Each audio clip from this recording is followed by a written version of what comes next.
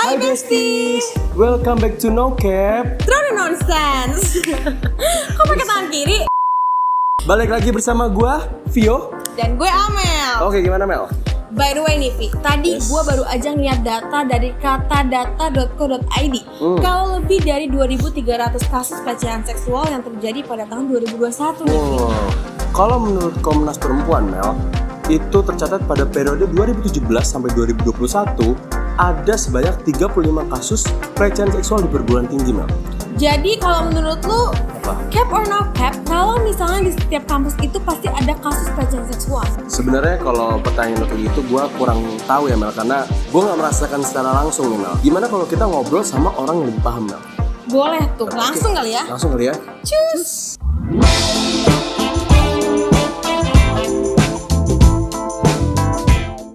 Berdasarkan fakta-fakta yang sudah ada Mel, kasus kekerasan seksual itu sudah terjadi di mana-mana. Kasus kekerasan seksual ini juga pernah terjadi di kampus kita loh. Tapi untungnya ada mahasiswa UMN yang berani speak up mengenai kasus ini. Kenalin, aku Charlene Kayla. Aku mahasiswa tahun terakhir. Aku sekarang kerja jadi jurnalis di Deduktif ID.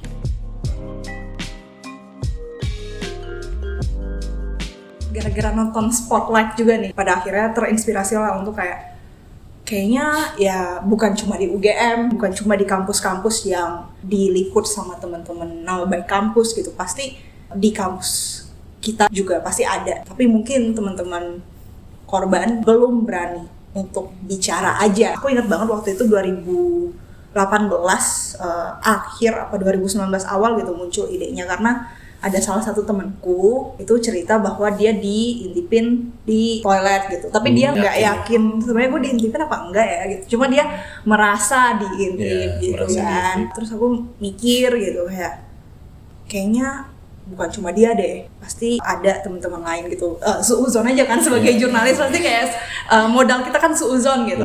Mungkin dia merasa aja gitu kan, itu kan memang belum pasti, kita nggak ada bukti, nggak ada gimana, tapi aku yakin ada gitu kekerasan seksual di kampus kita.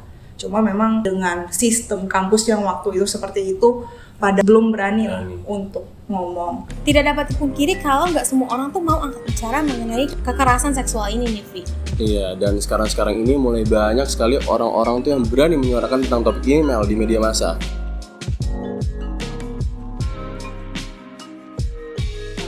Sebar Google Form waktu itu, terus ternyata berpikir kan, mungkin kami akan dapat 5, itu aja udah cukup gitu untuk dijadikan artikel ya.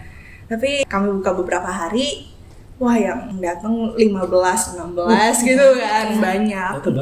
Tapi kan kami nggak bisa meng-highlight 16 yang masuk ke kami gitu. Jadi kami memilih beberapa cerita yang punya pattern, punya pola. Mungkin modusnya sama, mungkin orangnya dilaporkan lebih dari satu kali oleh orang yang berbeda gitu. Itulah yang menjadi headline untuk kemudian menceritakan secara sistemik ternyata institusi pendidikan gitu, UMN lebih tepatnya, waktu itu belum aman untuk kita semua. Benar. Gitu. Tapi nggak mudah ya Vi buat ngeliat dari sisi korban, karena banyak korban memilih diam ataupun menyimpan traumanya sendiri. Betul. Dan walaupun kasus-kasus seperti ini harus kita laksanakan, misalnya harus kita eksekusi dan harus ditindaklanjuti, tetapi tetap pembicara itu harus dapat persetujuan dari korban yang bersangkutan nih.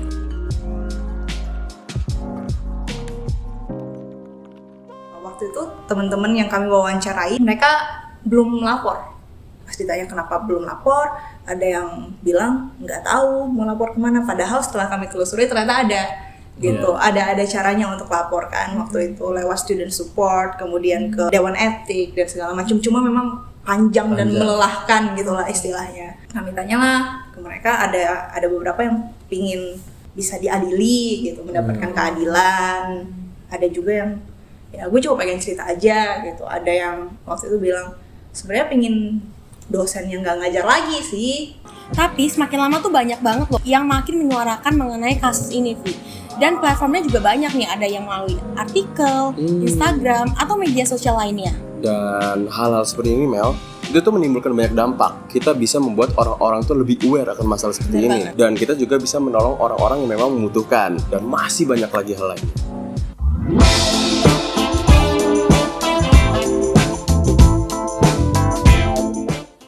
semenjak viralnya artikel yang dibuat oleh mahasiswa UMN dan ketentuan dari Pak Nadiem Makarim, akhirnya UMN ini mendirikan Satgas PPKS yang bertugas untuk membantu para mahasiswa dan mahasiswi dalam menanggulangi masalah kekerasan seksual ini. Namun, apakah pihak Satgas PPKS ini dapat menangani dan memberikan solusi terhadap kasus ini nih?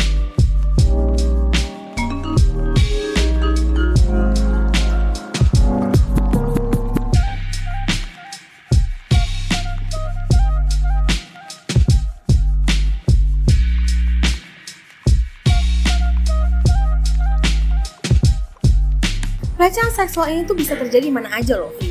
Bahkan di lingkungan pendidikan sekalipun. Hingga banyak kalangan pelajar yang speak up mengenai kasus ini.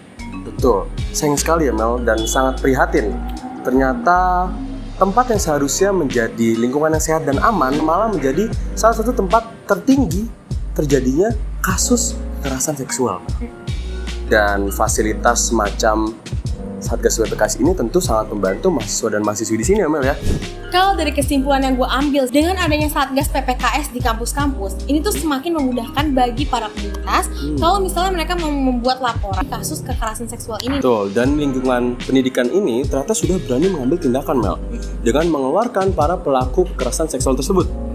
Tapi Vi, sayang banget deh. Karena belum banyak yang tahu mengenai Satgas PPKS ini nih. Ya, semoga ya Mel, dengan adanya episode Nokep kali ini, orang-orang di kampus, terutama di UMN, itu dapat mengetahui bahwa ada juga Satgas PPKS. Benar banget tuh, Vi. Tuh. Tapi kira-kira itu aja kali ya, Vi, ya, buat episode kali ini. Iya, kayaknya. Kalau gitu, see you guys in the next episode. Nokep, True Nonsense. Bye!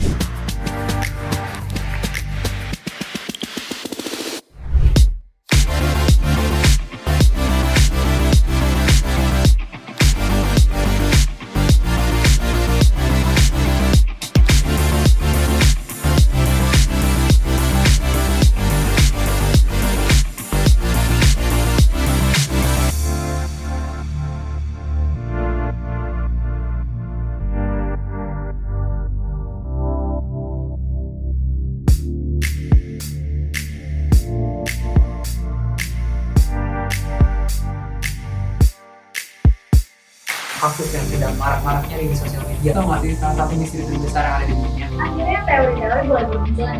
Ini sih benar-benar miris banget. Siapa sih sosok misterius ini?